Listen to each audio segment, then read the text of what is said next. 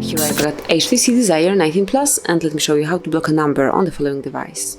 So at first let's open the phone dialer, then click on a settings icon right here and select blocked contacts. And here, as you can see, no contact is blocked, so tap on plus icon, and now you can either block some particular contact by tapping on choose from contacts. So let me click on it, and for example we can block Mickey, then click on save and confirm that you are aware that you will no longer receive any calls or messages from this contact. Tap on OK, wait a couple of seconds, and now Mickey is blocked. Then you can also add some other contact. You can smoothly enter it manually by tapping on add a number. Just enter the one that you would like to block and click on OK. And as you can see now, both are blocked, so you will not receive any calls or messages from those numbers.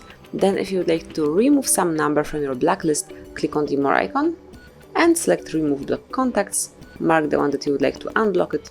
I will remove them both, and tap on confirmation mark, tap on remove and confirm it by tapping on OK. And that's it. As you can see now, your blacklist is empty, so you will receive messages and calls from both Mickey and this entered number. And this is it. This is how you can block a number in your HTC Desire 19 Plus. Thank you for watching. Please subscribe our channel and leave the thumbs up.